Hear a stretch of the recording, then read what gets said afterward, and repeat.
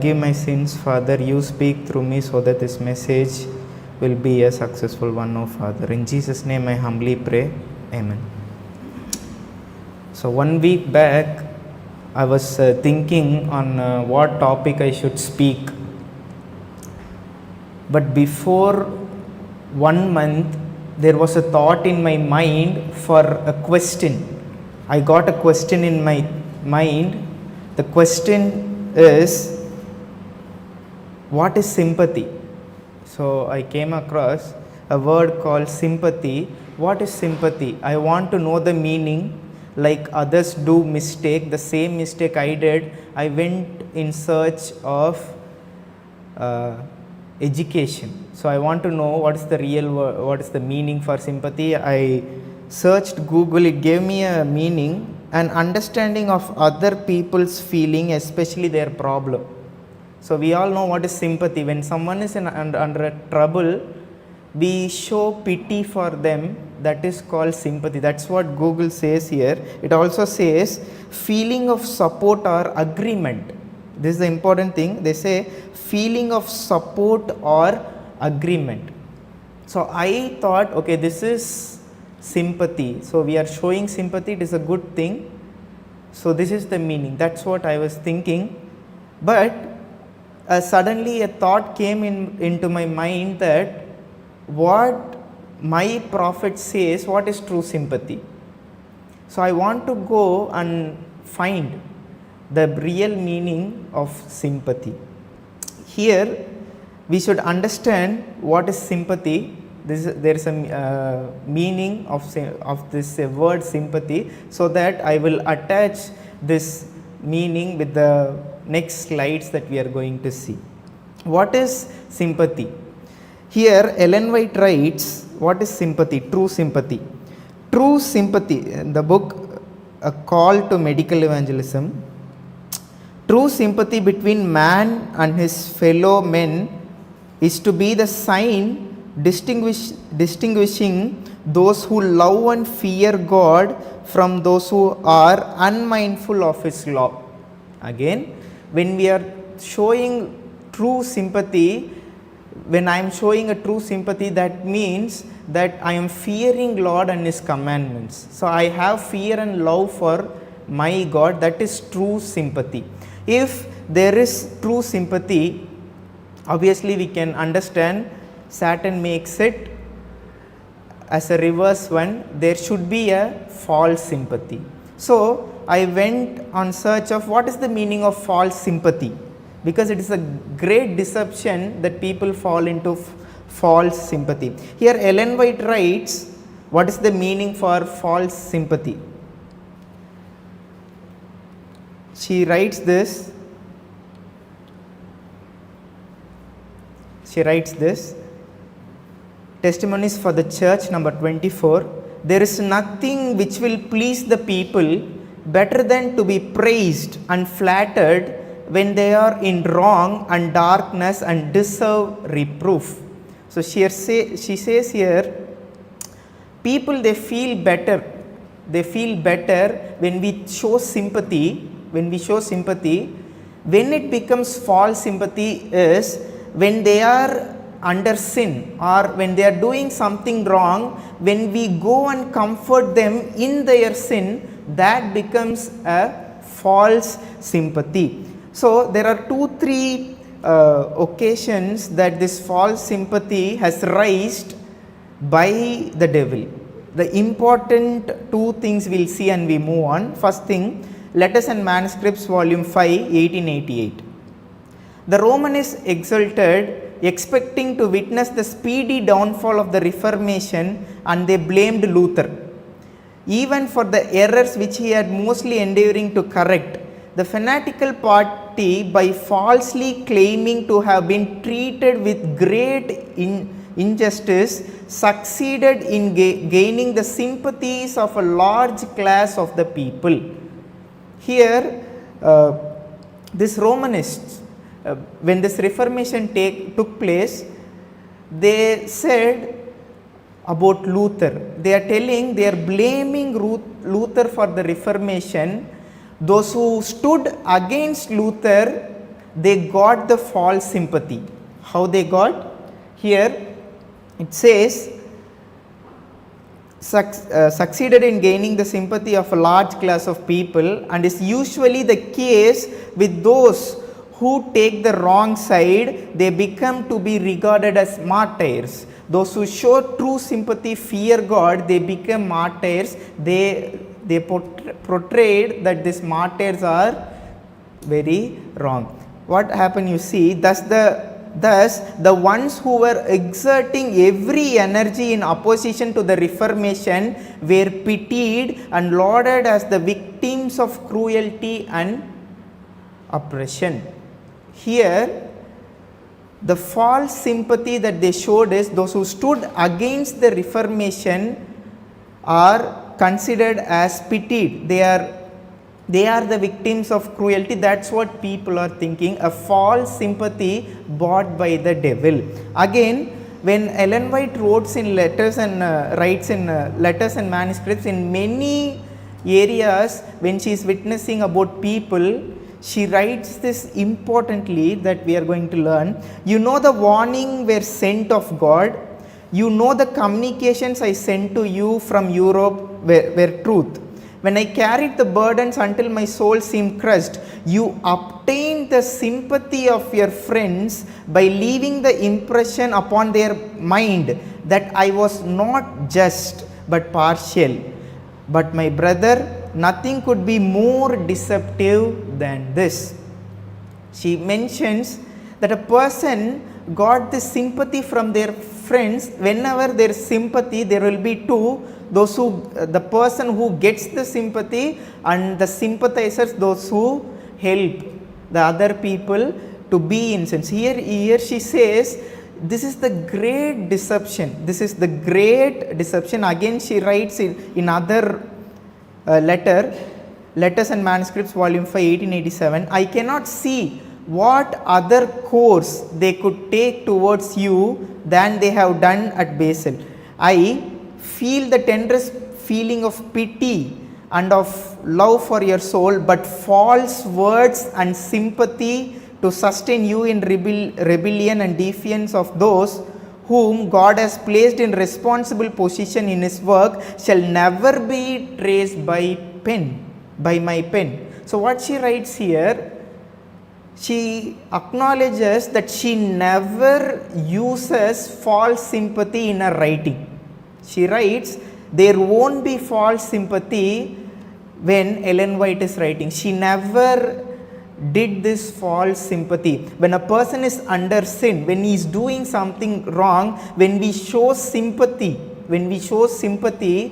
that becomes a false sympathy. She writes here, Letters and Manuscripts, volume 4, 1885. Your life has been so filled with human sympathies and human attention that you have not appreciated the love of Christ. When this false sympathy, human sympathy, when this false sympathy is in us, we cannot appreciate the love of Christ. Why I am taking this false sympathy, but the topic is the Aelis of today. I will share this with you later in the message. Letters and Manuscripts, volume 5, 1888. She says here, the reproved ones. She is talking about the person who got the sympathy, who gets sympathy. The reproved ones who do not humble their hearts before God will not confess their sins, which are all not specified, but will cover them up and make light of their errors and grievous transgressions, which have been a stumbling block to saints and sinners and have corrupted souls. They will place the matter in a false light before their friends and relatives. The same way, the same thing that happened, where it happened, when something is falsely happening, that should have been by a originator. We all know false, the word false, that is from the originator Satan. If sympathy is a true sympathy that Ellen White mentions, the fear of Lord and love for God, Who introduced this false sympathy? Let's read Letters and Manuscripts, Volume 5, 1888. The very thing that gained Satan the sympathy of the 1/3 of the angel in heaven was the spirit of self-justification. Again, all darkness before dawn, she writes, all the power of his mastermind were now bent to work the work of deception, to secure the sympathy of the angels that had been under his command. So now we can understand what is false sympathy. So Satan is under rebellion, he is under sin, but he is portraying to the angels that he is falsely judged. He is the victim. They are telling he is making sure that the angels are under falsely sympathized. This false sympathy is a work of deception. So we should understand this false sympathy. Now we'll move to the topic, that is the Elis of today. Why I chose this topic? Because we should understand that when we are listening to these messages, we are repeating the history of ancient Israel. We all know the each and every stories that Bible mentions, everything is happening right in our lives. But because we are blinded in the Laodicean state, we don't know what's happening to our mind, what's happening in our lives, especially Seventh-day Adventists are not aware of. So I took the story of Eli. How it is happening and being repeated in our lives, we should understand. Let's read from our prophet, Patriots and Prophets, page 575. Here she writes, but although he had been appointed to govern the people, he did not rule his own household. So we studied in the scriptures, we all know the story of Eli and his sons. Eli, priest, sons became priest. But even Eli became a good priest, he did not govern his own household. Here she writes, Eli was an indulgent father. I want to know the meaning of indulgent father. What is indulgent father? She explains, loving peace and ease. The father loved peace. He wants peace in his family, not the peace that God gives, but this is the peace to go equal with others. Even when they are under sin, when his sons are under sin, he doesn't want to trouble them by his own words. He doesn't want to reprove them. She says here, he did not exercise his authority to correct the evil habits and passions of his children, rather than contend with them and punish them. He would submit to their will and give them their own way. So what he did? He submitted himself whatever ways their sons went. He did not reprove them. He did not correct them at the earlier stage. See what the next important quotation. Instead of regarding the education of his sons as one of the most important of his responsibilities, he treated the matter as a little consequence. Here, Eli did not give importance of the education. What education she is talking here is about the history of the people. He should teach them the history of people. He should know, he should teach them the sanctuary services. He should know why this is happening, and whatever light has been showed to him should have been communicated to the children as well. Why? Instead of regarding the education of his son the most important responsibility, he treated the matter as little consequence. Meaning, he does not regard that it is important for their children to know this. He had no. But Eli shrank from his duty because it involved crossing the will of his sons and would make it necessary to punish and deny him. So what he thought, when I go contrary to my sons, it will become like a punishment. I won't show the love to my children. So it will become a punishment. I don't want to be a harsh father. So this was the mindset of Eli. He denied the duty. See what happened? Without weighing the terrible consequence that would follow his course, he indulged his children in whatever they decide, neglecting the work of fitting themselves for the service of God and the duties of life. He didn't notice the fearful consequence. He neglecting the true education that he should teach for his children. He didn't teach. She writes here, what is the education to be taught? Child Guidance 169 paragraph 3. Here is your work, parents. She's talking to every Adventist. She talks this. Here is your work, parents, to develop the character of your children in harmony with the precepts of the Word of God. This work should come first for eternal interest or here involved. So what is the main work?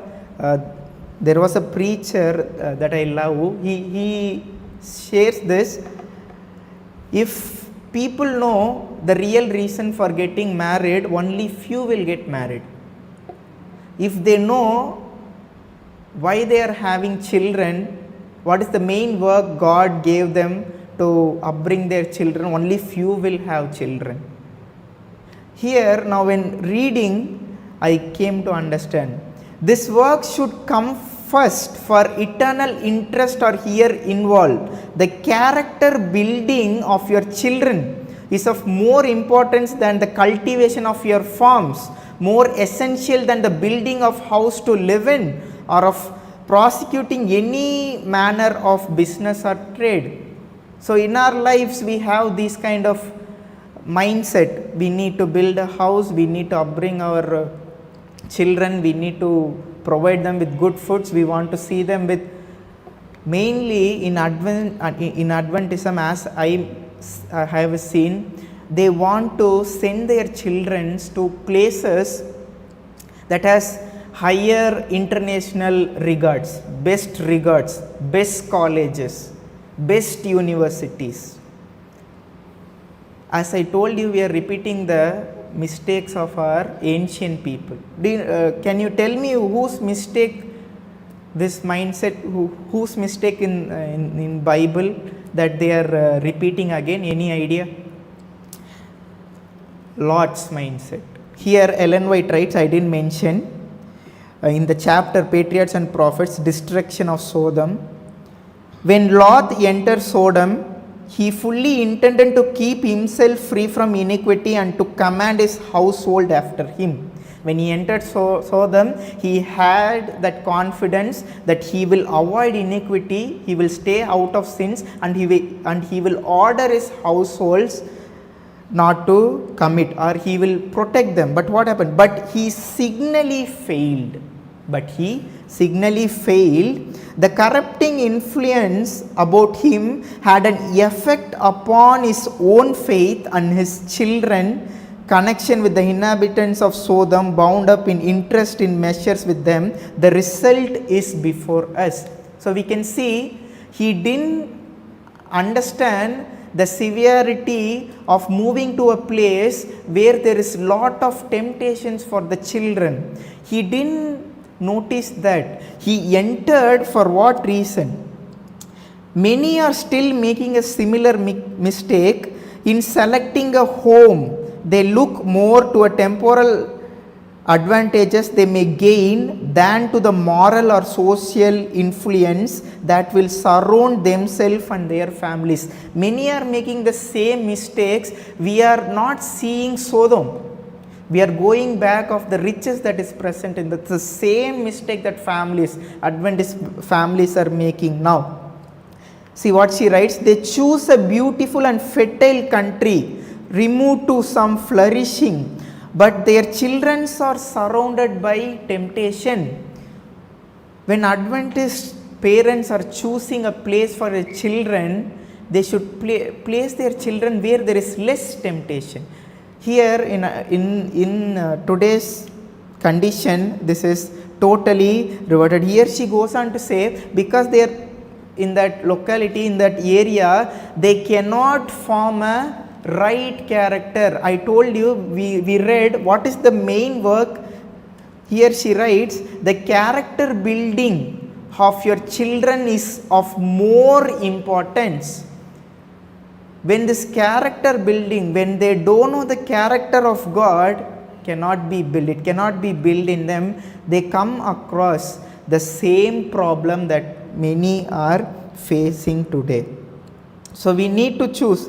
She says here, in choosing a home, God would have us consider first of all moral and religious influences that will surround us and our families.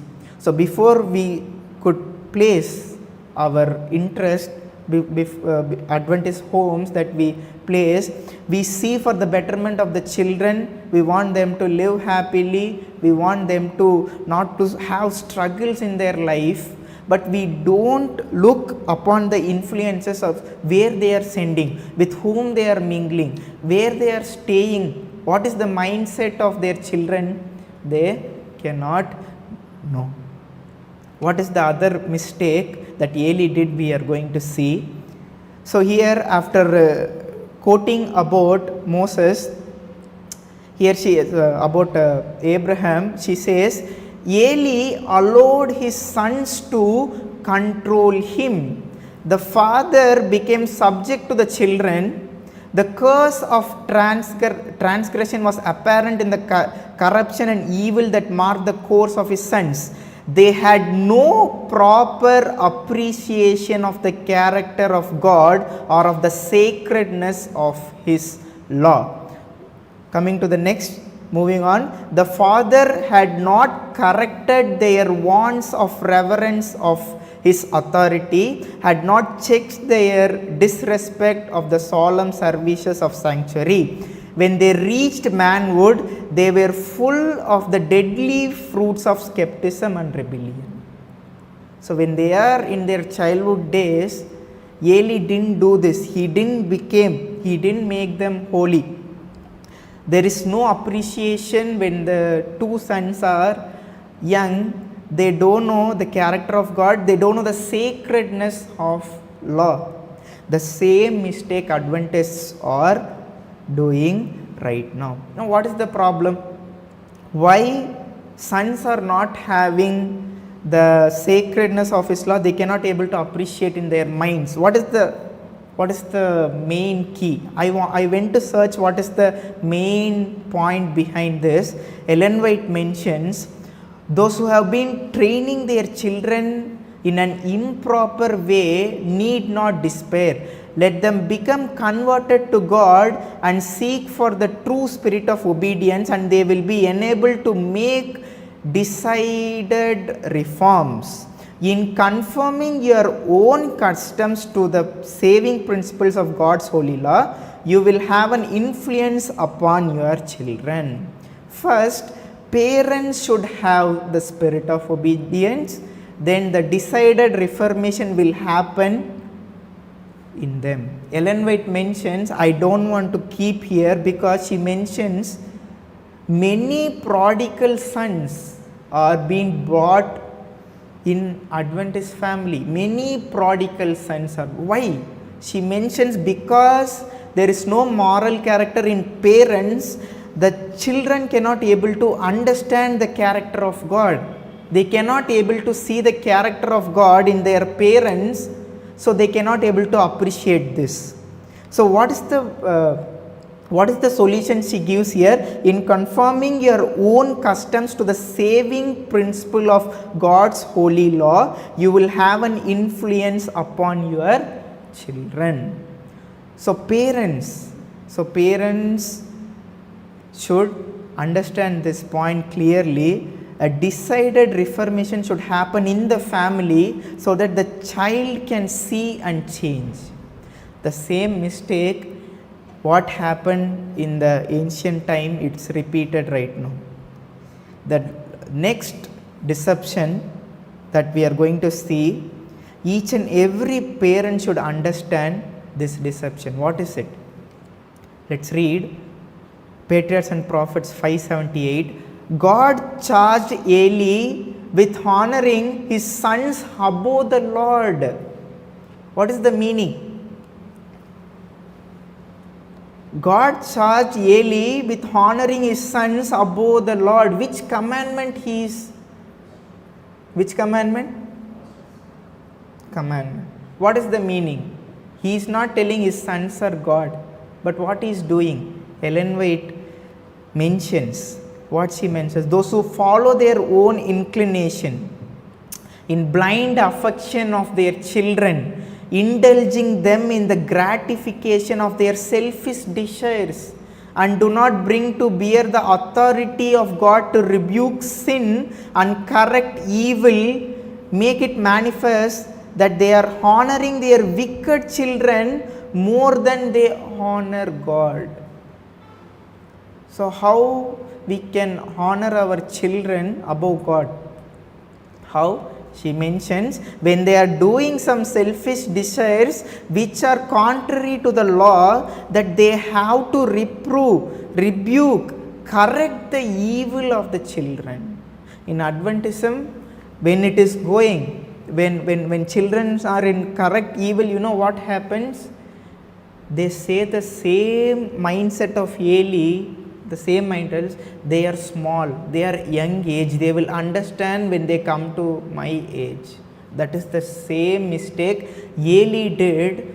That mistake now every father and mother in Adventism, they are doing the same mistake. They think their children are very smaller. When they are doing some mistake, I should not correct. If I correct, then I will become against them. They will have a hatred towards me. I don't want to be that kind of parent. If the mindset is like that, if parents' mindsets is the same, see what they say. They are more anxious to shield their reputation than to glorify God, more desirous to please their children than to please the Lord and to keep his service from every appearance of evil. So when we are doing this mistake, when we are pleasing our children, not pleasing the Lord, it's appearance, it's evil, it's evil. That's the same mindset Haley did, Adventist parents are doing. You know what is now, because we all say we became very modern, we are ancient or modern Israel, we are modern Israel, that's what we are saying. When this modernism goes, she mentions what is dishonoring God. Ellen White writes this: dishonoring God to gain child's favor, the commandment breaking. See, fathers and mothers are giving way to the inclination of godless children and assisting them with money and fake facilities to make an appearance in the world. Oh, what an account such parents will have to render to God. They dishonor God and show all honor to their wayward children, opening their doors to amusements which they have in the past condemned for principle. Now become all kind of facilities are available, all kinds of things are available for the amusement of children. Adventist parents are opening doors. They are opening doors, giving money, giving all kinds of facility, whatever they want they give, so that their children may be happy. Is this a mistake? The same mistake Eli did, Adventists are doing now. You know what are the other mistakes? Statement continues. They have allowed card playing, dancing parties, balls to win their children to the world at the time when their influence over their children should be strongest. bearing a testimony of what true Christianity means, like Eli. Like Eli, they bring themselves under the curse of God by dishonoring Him and disregarding His requirements. At that time when children are growing, the time is used to understand, to teach them what is true Christianity. So she says here, when that period, a moment of time, if children are under right guidance, they will have a strong hold to understand what is Christian behavior, what is character of God. They can understand. That is through parents, but in Adventism these days it is disregarded. See here, God help father and mother to arouse to their duty. This voice is still being heard to all the Adventists, that please arouse to your duty. Like Eli, if these mistakes we are doing, we need to arouse for our duty. The next one, important one, God held Eli as a priest and judge of Israel accountable of the moral and religious standing of his people, and in a special sense of the character of his sons. He should first have attempted to restrain evil by mild measures, but if they did not avail, he should have subdued the wrong by the severest means. First, he should have started restraining the evil with a mild measure, slowly. Then when it is progressive, he can make it more severe so that the children can understand that it is wrong, they should not do.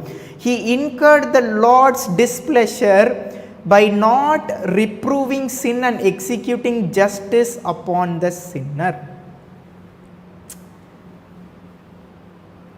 Though they are children, if sin is being committed, there should be reproof. We should talk. Parents should talk. Parents should take wise decision in controlling children, not to leave simply in order they'll get worse in their young lives. See here what happened. He could not be dependent upon to keep Israel pure. Eli was a priest.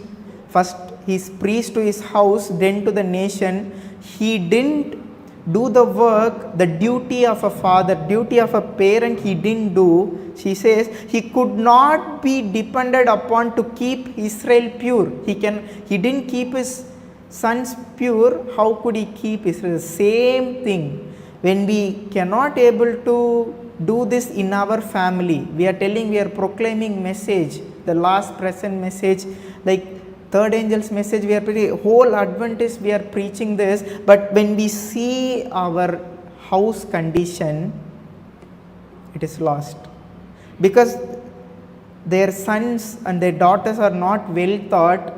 It is ways that they go and cleanse the people, other people. Adventism and Eli, the mindset of people, parents are the same. Here she says, we are just as responsible for evils that we might have checked in others by exercise of parental or pastoral authority as if the act has been our own. So this neglecting this duty as a priest at home, parents, they cannot take this gospel where they are working. They cannot take these messages where they are going, because they failed at their own houses. You know, the last important mistake that Eli did, he relied on his own principle, own judgment. She writes here, Patriot's Prophet, page 578, Eli did not manage his household according to the God's rule of family government. He followed his own judgment. What he did? He followed his own judgment. The fond father overlooked the faults and sins of his son in their childhood, flattering himself that after a time they would outgrow their evil tendencies. He thought, okay, they are wrong in their childhood. After when they grow when they grow, then these evil tendencies will go away. Many are now making a similar mistake. Many Adventist parents are making the similar mistake. They think they know a better way of training their children than that which God has given in His word. They foster wrong tendencies in them, urging as an excuse. They are too young to be punished. They are too young to be punished. So this happens in every part of Adventist world. It happens. I came across people, those who bring their children to churches cannot have a wrong word on their children. They cannot talk, they cannot reprove them, they cannot even scold them, because what the same thing. So they are too young to be punished. So God didn't allow this.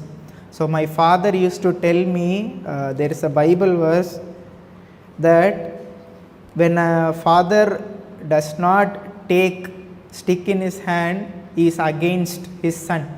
So what does this mean? When a mistake is found, there should be a correction. There should be a correction. That doesn't mean beating, it means correction. That correction has to take place every single day, every moment when a child is doing something wrong against the law, against the character. When the character is wrong, it is good to fix the character, not leaving because they are young. Wait till they become older and can be reasoned with. They will understand. They will understand when they grow. So these mindsets are very common. The wrong habits have failed to strengthen until becomes second nature. The children grow up without restraint, with traits of character that are a lifelong curse to them and are liable to be reproduced in others. So you see the mistake of Eli. Eli didn't take care of a small mistake that he didn't reprove his sons when they are in childhood.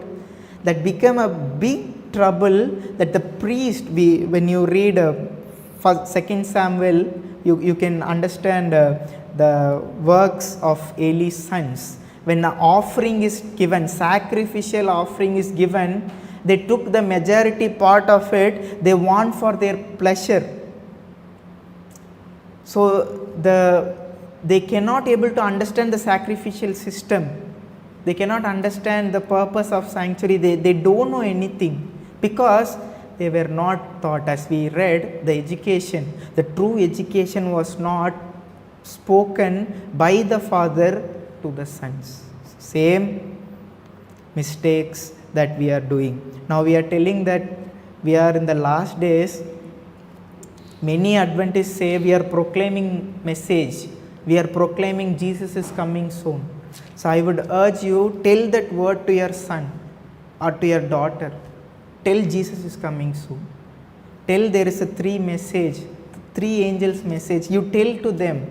Speak to them. So when you speak, change comes from house, then this change will go to other places. In Adventism, because the children are not taught of this, they cannot able to take this gospel out. They cannot able to take. Do you know what is the main problem? Neglect. If I have a son, I neglect, he is small, how can he preach? See what message? The neglect of Eli, Child Guidance 276, the neglect of Eli is brought plainly before every father and mother in the land. As the result of his unsanctified affection and his unwillingness to do a disagreeable duty, he reaped a harvest of iniquity in his perverse sons. Both the parent who permitted the wickedness and the children who practiced it were guilty before God.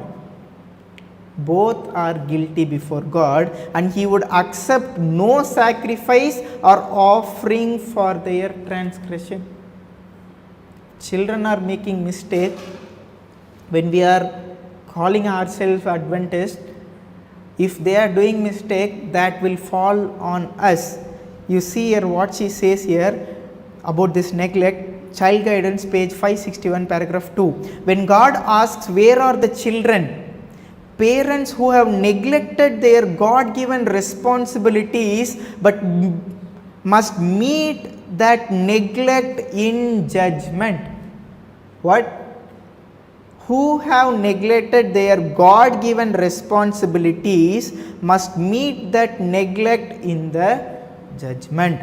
The Lord will then inquire, where are the children that I gave you to train for me? Why are they not at my right hand? This is the question that God is going to ask. Including me, many of us, we are thinking that we are accountable for our own character. We have to stand in front of judgment. We are judged. We are judged for us and for others also, whom we came in contact with. So I am responsible for my wife. Me and my wife, we are responsible for our children. Our children are responsible for the friends they come across. So it is a connection. It is a connection. The same question God is going to ask to every Adventist parent, where is your children? This neglect of duty will cause too much of burden in the last days. Many parents will then see the unwise love blinded their eyes to their children's faults and left those children to develop deformed characters unfit for heaven. Then they will understand. Then they will understand the mistake they did, like how Eli did. Others will see that they did not give their children time, attention, love, tenderness. Their own neglect of duty made the children what they are. Why children are like that in Adventism? Why they have no interest for this last days message to be proclaimed? Neglect of parents. When there is any neglect, both parents and the children have to suffer in judgment. Both, how she writes here, you see, this is the key thing I took for the sermon, the Elis of today. When parents sanction and they perpetrate the wrong in their children as did Eli, God will surely bring them to the place where they will see that they have not only ruined their own influence, but also the influence of the youth whom they shall have restrained. They will have bitter lessons to learn. Elis of today, parents here, if this is the point, see here what is bitter lessons that we learn when time comes. There is no point of mourning against children behavior because they are not taught. Oh, that the Elis of today, who are everywhere to be found pleading excuses for the waywardness of their children, would promptly assert their own God-given authority to restrain and correct them. They are pleading excuses. They are giving excuses. Simple way, God's way is to correct. When there is mistake in children, parents should correct. When there is a message given, first it has to be given to the children, then it has to be given. I didn't mention so many things here, but she writes the appetite of the parent, the way they live, the way they talk with people, the influence in house, this everything matters when it is coming with the matter of children. So when they see this because their parents' way are like this. When children way changes according to the way of their parents, the strange judgment will fall on both parents and children. So now we cannot stand there thinking in judgment that I am saved. We should look for our children. When they are saved, then only I am saved. When my child is saved in judgment, then only I am saved in judgment. If I am neglecting that, I did the same mistake as Eli did. The same mistake. See here what she says. Let parents and guardians who overlook and excuse sin in those under their care remember that they thus become an accessory to the wrongs. If instead of unlimited indulgence, the chastening rod were often used not in passion but with love and prayer, we would see happier families and a better state of society. You want happier family at home? Take these reproofs, but not in passion, but with love and prayer. So go to God, ask for the children, ask for their ways. You can read Child Guidance, How to Lead a Child, the book of Ellen White. When you read and you follow that book, there won't be any problem. We'll have happier family in this last days. What is happier family? All the members in the family fear and obey God. The happier family, all the family members fear and obey God. That is the true meaning of happiness or happy family.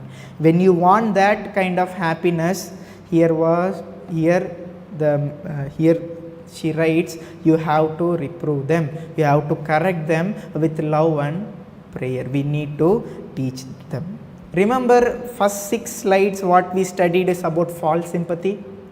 I told you I am going to connect that when we are.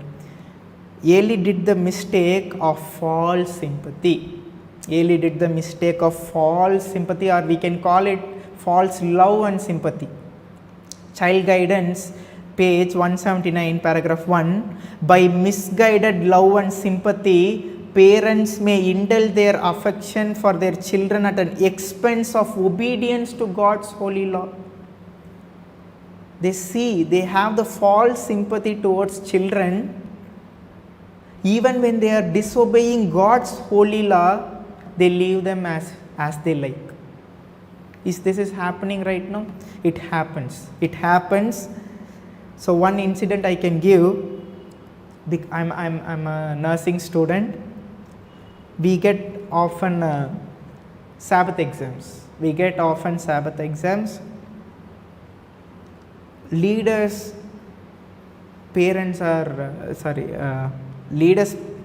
children were studied with me.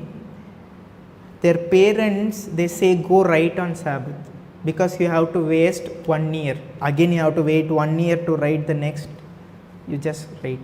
When a children ask, can I write this? Again I have to repeat paper, again I have to repeat. I cannot wait. It's a big burden for me. I cannot study the previous portions. I cannot add up my portions. I cannot study. It's a big burden for me. Parents said, go write. False sympathy. She writes, guided by this affection, they disobey God by allowing their children to carry out wrong impulses, withhold the instruction and discipline which God has commanded them to give. When parents thus disregard the commands of God, they imperil their own souls and the souls of their children. I told you, when my children save, then only I am saved. Here, they imperil their own souls and the souls of their children. What is the meaning?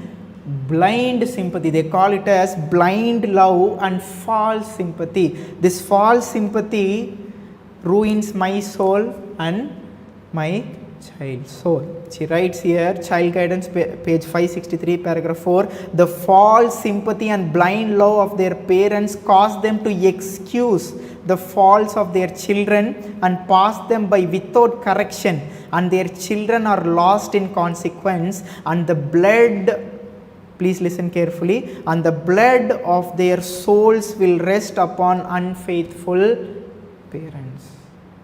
They are not taught. The blood of their souls will rest upon unfaithful parents. Who are unfaithful parents? Okay, in this manner I'll ask you, to whom I am giving this message, to whom God is declaring this message, to whom child guidance book was written? We'll read this quotation. Seventh-day Adventist parents should more fully realize their responsibility as character builders. From the starting till now, we are studying building the character of children is the main work of Seventh-day Adventist parents. She writes, God places before them the privilege of strengthening His cause through the consecration and labor of their children for God's cause. The final days, to proclaim this gospel, this everlasting gospel, we need to use children. So our children should be used. Why they cannot be used? Their characters are not properly fixed by parents. Seventh-day Adventist parents should more fully realize their responsibilities as character builders.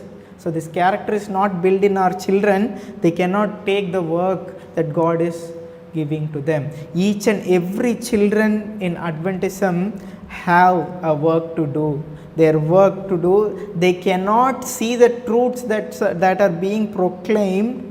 The present truth messages they cannot able to see because they don't have their character built properly. When the character is not built properly, that is the work of parents. Because of parents they are like that. That rebuke will come on parents. On the day of judgment, when this message is given, they didn't understand and accept the message. Parents are the false. Parents, really they have to suffer under judgment. Twice more punishment will be given for parents because they cannot upbring their family in the true sympathy. They bought them in false sympathy. They just left whatever they do. They just want to please their children. They please children by disobeying the law. Another way of disobeying is not accepting the message.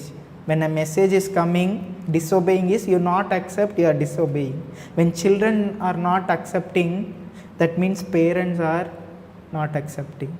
So the same mindset carries with every Adventist families. See here, what is the work of children? Why we need to do this? Jesus decides to see gathered out from the homes of our people a large company of youth who, because of the godly influence of their homes, have surrendered their hearts to Him and go forth to give Him the highest service of their life. When they see that when children see that in parents, because of the influence in the family, they surrender fully to God. When they surrender fully to God, Spirit will lead them into the present truth that they can render their highest service. They can provide. Many of us think when children go to a good job, they get good money and they serve the society, that is the highest honor. No, that is not the highest honor. Here she says, when they surrender their heart, God will show them what is the duty. The duty should be known. Every children should know the duty. For present time, the duty is proclaiming of the gospel that are preached. It is preached here. This present truth messages, if you are not listening, there is no highest service. There is no highest service compared to this. The highest service is proclaiming the present truth message is the highest service. To have that highest service by every children of Adventism, their children, parents should understand their children and to reprove them. They should come back to the same way. Come back to the way that God wants them to be. So if this is not happening, see what happens. Child Guidance, pair 527, paragraph 1, have been shown that very many of the parents who profess to believe the solemn message of this time have not trained their children of God. Again, I have seen that very many of the parents who profess to believe the solemn message of this time have not trained their children for God. So the church, 7-day Adventist, they don't know, their children are not trained for the solemn message that has to be given. We just say by our words, but our children, by seeing our children will understand that this solemn message does not bring spirit in them. It does not bring. She says, they have not restrained themselves and have been irritated with anyone who attempted to restrain them. They have not, by living faith, daily bound their children upon the altar of Lord. Many of this youth have been allowed to transgress the 4th commandment by seeking their own pleasures upon God's holy day. Many things are being voided in 7-day Adventism. The main thing is that 7-day Adventist youngsters, those who transgress the 4th commandment, they attend church, but they don't know. She goes on to write on Sabbath. See what she writes? They have felt no compulsion of conscience in going about the streets on Sabbath for their own amusement. Many go where they please and do what they please, and their parents are so fearful of displeasing them that imitating the management of Eli, they lay no commands upon them. These youth finally lose all interest and respect for the Sabbath and have no relish for religious meetings or sacred eternal things. I used to think, okay, 1 hour message, how I can listen 1 hour message? How it's not possible to sit 1 hour to listen to a person. I cannot go to a religious meeting. I cannot sit and listen what the person is telling. I cannot listen. Why? This is the thing, that when 4th commandment is being rejected, is being waned in their lives. So once I was a student, this 4th commandment, I don't know any idea. Sabbath, Sunday worshippers are worshipping, I am just worshipping on Sabbath. I just waste my time. I cannot understand truth. Why I don't know what's happening within me. Ellen White proves, she says here, see, the youth finally lose all respect for the Sabbath. Every youth, those who don't understand the present truth messages, they cannot able to discern this truth, they are violating 4th commandment. They are violating in some or the other means. I am not telling 100%, some majority of the children, they don't know the main respect that they should need to give to Sabbath. They don't know. That is the main thing. What is the main point? Imitating the management of Eli. They don't want to defend they don't want to go against the pleasures of their children. After a certain age, parents stop talking with their children, because my son became 25 years old, I cannot say anything to him, he is grown. My daughter got married, I cannot say anything against her will. That doesn't, God didn't share that in anywhere, in any scriptures or spirit of prophecy. I never read that. Even after married, if a daughter or son is doing anything wrong, it is the work of the parent to come and reprove, correct with love and prayer. If that is not happening, the same mistake of Eli. The Elis of today, we are doing the same mistake. See, what is the special work? Child Guidance 5581. The special work of parents is to make the laws of God plain to their children and to urge their obedience to them. We need to urge. Any parent should urge the obedience to the law of God, that they might see the importance of obeying God all the day of their life. When this has been taught in family, when this has been seen by the children, that parents are obedient, parents are doing this, then see, this was the work of Moses. He was to enjoin upon parents their duty to give to their children an example of strict obedience. When parents are obedient, when they see, like how Moses was obedient, when they see in their parents the strict obedience that they see, they want to mimic it. They want to mimic it. There was a ma'am, my colleague, she said, Shelton, when we had a family prayer, my son is coming, kneeling down and keeping like this. Nobody taught him how he is doing. He is mimicking the action of parents. The same way, if there is obedience seen in parents, it will be mimicked by children. They should see the character of God in parents so that children will learn. And this is the work that above everything, else must be done in the home life today. This is the only work. It is to accompany the third angel's message. It is to accompany third angel's message. When this is not being taught, see what she writes, ignorance is no excuse why parents should neglect to teach their children what it means to transgress the law of God. In Adventism, I never heard that a parent talks to their children about what is sin. They don't know. If I go ask what is sin, they say, because they hear somewhere, they say, when we break the commandments, we are sinner. Show me the verse. Who taught you?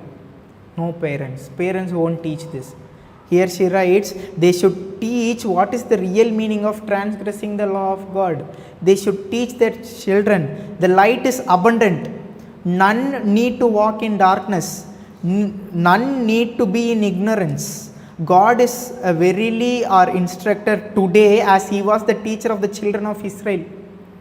And all are bound by the most sacred obligations to obey his law.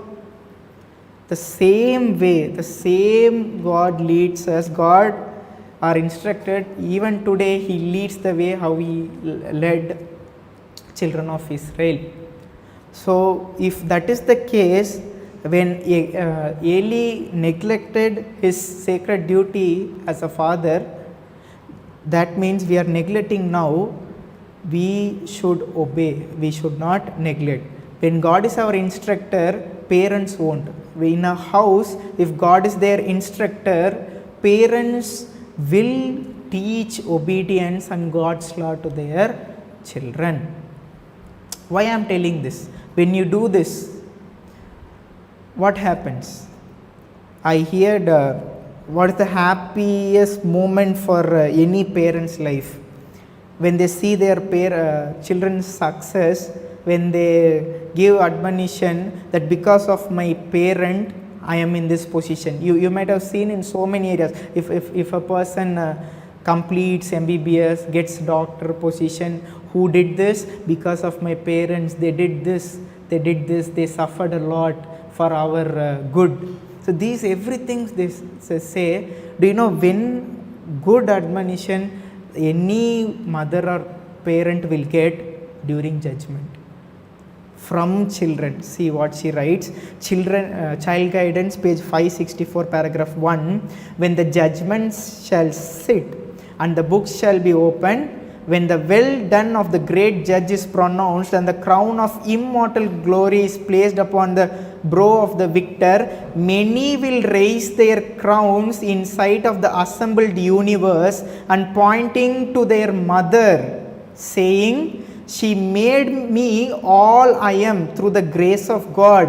Her instructions, her prayers have been blessed to my eternal salvation. This is the best thing that parents can receive from their children. Here they say, she made me all I am through the grace of God. Her instructions, what is the instruction now that Adventists are giving? You take any Adventist, go, what instruction you give to your children, you ask them. You see, or you see for yourself what instruction you have in your mind to give to your children. Her prayer, what kind of prayer we are doing for our children, for eternal salvation or for this temporal worldly pressures we are praying for them. For eternal, have been blessed to my eternal salvation. When the instructions, when prayers, this both comes properly, then the children will say, for my eternal salvation, my parents are the cause. They led me here. I am thankful for this. This admonition they will tell in the day of judgment. The final quotation I would like to read for you. Child Guidance, page 561, paragraph 3. Parents, if you lose your opportunity, God pity you. For in the day of judgment, God will say, what have you done with my flock, my beautiful flock? Suppose you should get to heaven and none of your children be there. How could you say to God, here am I, Lord, that the children which thou hast given me? Heaven marks the neglect of parents. It is recorded in the books of heaven. Now you tell me, what is the important work for parents? To bring character building in children. Every neglect to correct their children will be written in the book of heaven. Everything, every neglect of the parents, everything which they forgot to correct their children are recorded in the books of heaven. Now, as I told you, true sympathy, this true sympathy and love comes when we want our children to be in heaven. When parents want their children to be in heaven, first they should develop a character that their children will see. When their children see and imitate that character, they will discern the present truth messages. When these present truth messages are heard, then their eternal destiny will be fixed. There are a lot of responsibilities that parents have in this world to bring their children, to feed them. More than feeding and more than upbringing them in life, the main work is to prepare them for heaven. So that is the main work of for everything, that is the main work of parents. When this is done properly, that family will become a happy family. This is the short message that I would like to give. Thank you.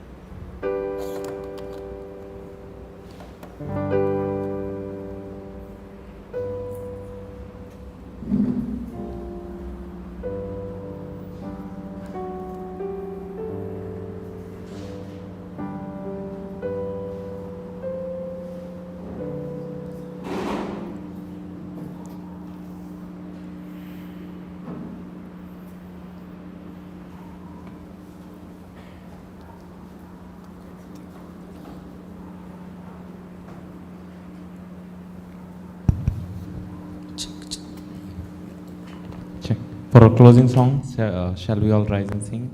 Hymn number 272, Give Me the Bible.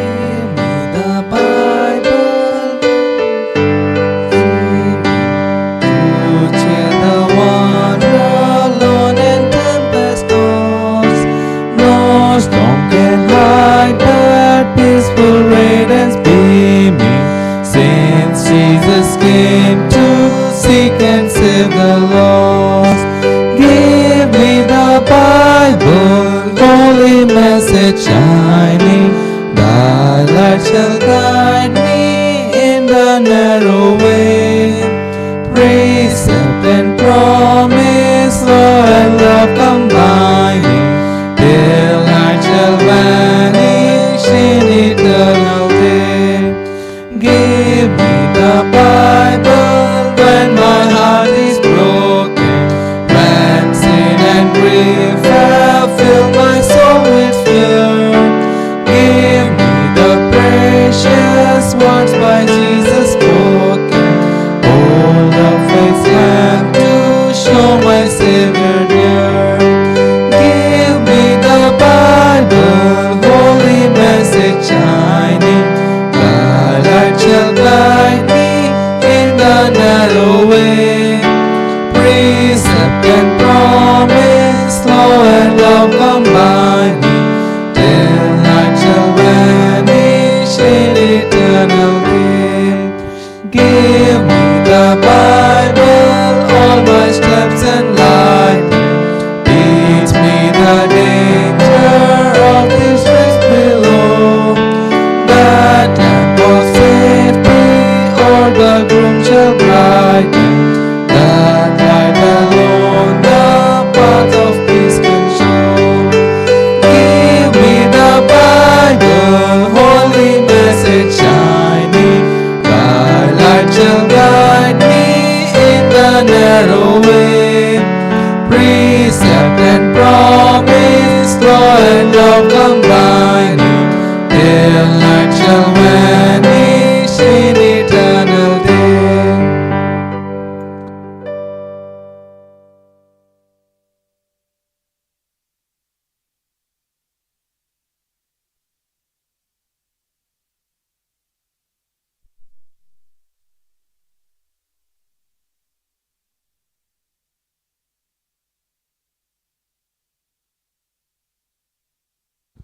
ప్రార్థన.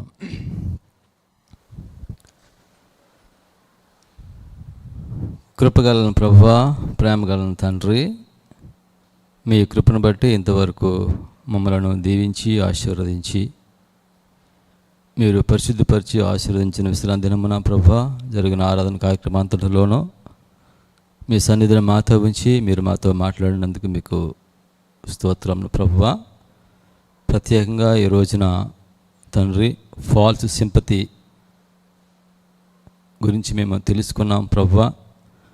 అనేకమైన సందర్భములలో తండ్రి మా బిడ్డలు మా తోటివారు ప్రభువా మీకు వ్యతిరేకంగా నడుస్తున్నప్పటికీ తండ్రి మేము జాలి అనే పదమును, ప్రేమ అనే పదమును ఉపయోగించుకొని వారి యొక్క తప్పులను ప్రభువా మేము సరిదిద్దకుండా ప్రభువా మేము ఫాల్స్ సింపతిని మేము చూపిస్తూ ఉన్నాం. అందుని బట్టి ప్రభువా మాకు సరైన జ్ఞానమును దయచేసి బిడ్డలను ప్రభువా మేము మార్గంలో నడిపించడానికి ప్రభువా కొన్ని సందర్భంలో మేము ప్రభువా వారిని గద్దించవలసి ఉంటుంది తండ్రి. ఆ విధంగా ప్రభువా మేము బిడ్డలు నడిపించడానికి, మా తోటి వారు నడిపించడానికి మాకు జ్ఞానమును, వివేకమును దయచేయండి ప్రభువా.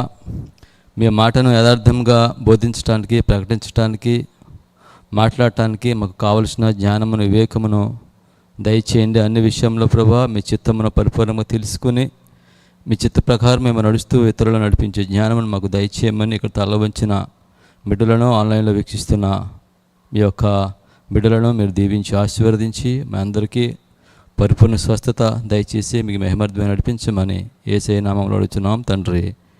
ఆమేన్.